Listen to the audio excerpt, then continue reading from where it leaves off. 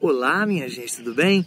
Aqui estamos para que nós possamos discutir um assunto que recorrentemente tem aparecido não só nas redes sociais, mas destacadamente nas provas de Enem, o pessoal da FUVEST, mesmo da UNB, tem recorrentemente feito menção a um conceito que eu quero discutir de maneira um pouco mais pontual aqui com vocês, que é o conceito de epistemicídio. Epistemicídio é um conceito, é uma categoria analítica, por assim dizer, que foi elaborada pelo sociólogo português Boaventura Sousa Santos nos anos 90, para falar especificamente de que, de certa maneira, epistemicídio está vinculado à ideia de etnocídio, que também está ligado à ideia de apagamento. Ou, de outra forma, ele está nos dizendo que episteme vem do grego, né? A ideia de conhecimento balizado por um saber verdadeiro, científico e comprovado. Se você fala de epistemicídio, você está falando, de algum modo, de uma espécie de morte de um tipo de conhecimento, que não é esse conhecimento branco, europeu, grego, teórico, colonial, né? Então há aí uma tentativa de dizer que há outros saberes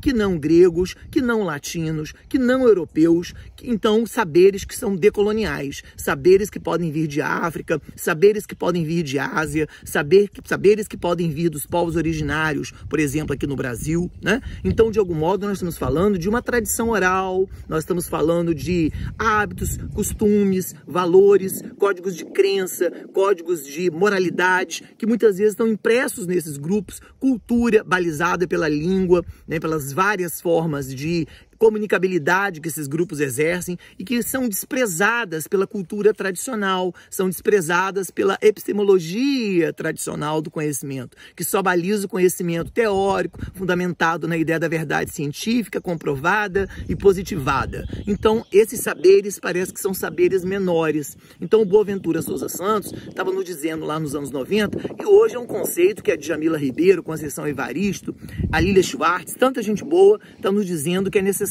nós falarmos dessa espécie de morte, desse apagamento que nos últimos 3, 4, 5 séculos foram sendo gradativamente executados sobre essa cultura de povos, por exemplo, negros, de povos asiáticos ou de povos ameríndios. Do que a gente está falando concretamente? A gente fala os povos que vieram de África, mas os povos que vieram de África e as línguas que vieram de África, né, e os códigos linguísticos de matriz africana são muitos. Então a gente pode falar de Banto, Nagô, Yorubá, Sudanês, mas ao invés de nós falarmos essa palavra tem uma origem banto, essa palavra tem uma origem nagô, essa palavra tem uma origem iorubá. Ou, aqui no Brasil tinha os povos Ges, Tupis, Tapuias, Ges, Nuaruaques, a gente dizia é uma palavra de origem Nuaruaque. A gente tende a aprender como na escola.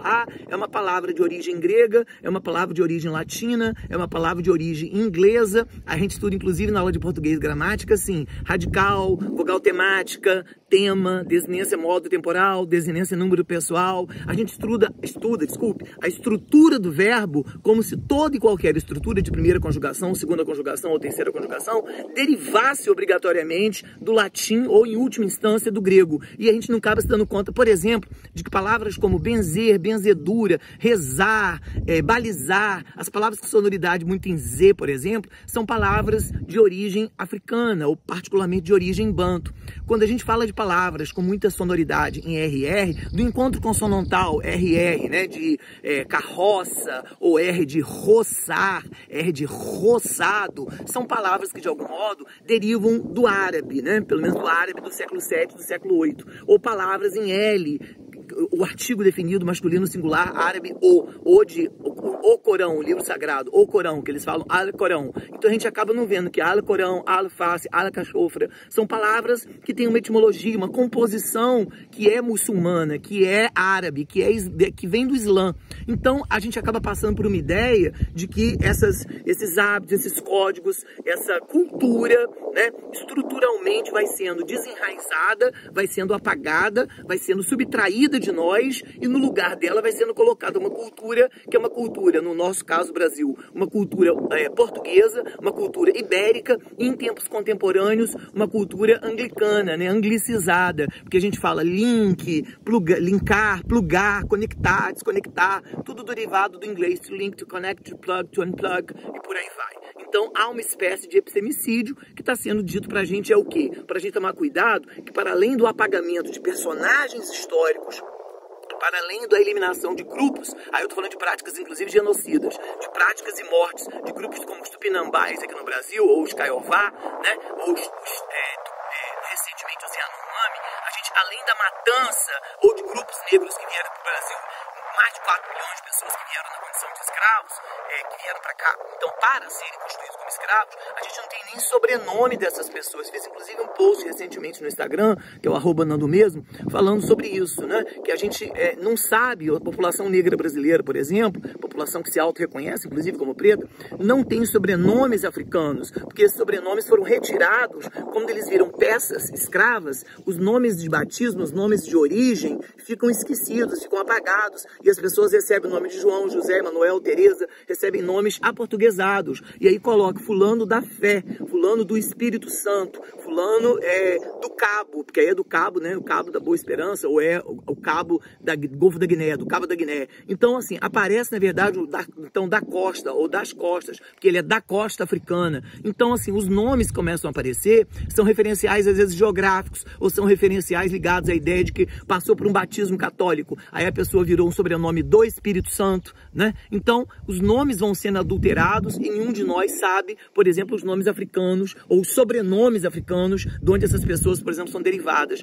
A título de curiosidade, para ilustrar o que eu estou falando, no século XIX, ali no Segundo Império, na passagem para o Brasil República, né, no final do XIX para início do século XX, se criou o SPI, Serviço de Proteção ao Índio. E esse SPI, pasmem vocês, esse Serviço de Proteção ao Índio colocava que para que a população indígena se comunicasse com a população branca, obrigatoriamente ela teria que falar com português. Então, qualquer língua de origem Tapuia, Nuaruaque, Tupi, Tupi-Guarani, não poderia ocorrer mais. Seria alguma coisa que teria que passar por um processo de desconstrução, teria que passar por um processo de eliminação. Então, se um serviço de proteção ao índio, aspas, ao indígena, falava assim índio no século XIX, serviço de proteção diz que ele teria que forçosa e obrigatoriamente falar o português, então houve um epistemicídio, houve uma matança não só dos indígenas, né, que eram mais de 6 milhões, hoje são menos de 500 mil aqui no Brasil aproximadamente, pela Confederação Nacional dos Indígenas, CNI, né? Mais do que o genocídio, mais do que o etnocídio, mais do que a prioridade à população branca, também se criou uma eliminação do traço linguístico, do traço cultural. Se a gente pensar que além de você, de algum modo, não levar em conta a língua, o costume, os valores, os códigos de crença, os códigos de moralidade, os valores de ancestralidade que essas comunidades possuem, além de tudo um apagamento histórico, se você somar apagamento histórico com epistemicídio, você chega numa outra coisa terrível, que também é objeto de análise, mas isso fica para outro vídeo, que é a discussão de racismo estrutural. Por que o racismo no Brasil ele é estruturalizado? Ele é estruturalizado, por conta dos 400 anos de escravidão? Sim, certamente, não tenho dúvida em relação a isso. Mas também porque toda a memória africana foi sendo, de algum modo, apagada. E apagada por políticas de Estado, porque todo projeto de maldade ele é pensado, né? Todo projeto de apagamento ele é previamente elaborado. Então não há grupo que esteja no poder que não tenha um projeto político de enaltecimento da sua própria cultura e de subalternização, de criação de vínculos de obediência da cultura do outro, que não tem só que obedecer, tem que ser desaparecida. Então no Brasil, quando a gente fala em racismo estrutural, que é um conceito do Silvio Almeida, é um conceito da Djamila Ribeiro, né? Mas que autores africanos, como Chimamanda Adichie e tantos outros vêm falando, aqui no Brasil, o racismo estrutural ainda vem acompanhado de práticas de epistemicídio e de práticas de apagamentos históricos. Apagamentos de figuras como Luiz Gama, Joãozinho da Gomeia, Teresa de Benguela, Esperança Garcia ou, mais recentemente, Marielle Franco. Mas por trás de todo esse processo também está a discussão do apagamento linguístico, do apagamento cultural, do epistemicídio, de você validar apenas aquilo que é teórico, aquilo que é balizado por uma verdade supostamente científica, e você despreza aquilo que é do outro. E esse outro pode ser o quilombola, esse outro pode ser o indígena, esse outro podem ser os povos originários, esse outro pode ser até mesmo comunidades asiáticas. Tá certo, minha gente? Espero que tenha ficado claro. Repito que o criador do conceito é o sociólogo português Boaventura Sousa Santos e que vocês façam bom proveito dessa discussão. Muito obrigado. Ative o sininho para que as notificações cheguem até vocês rapidamente e desde já, muito obrigado.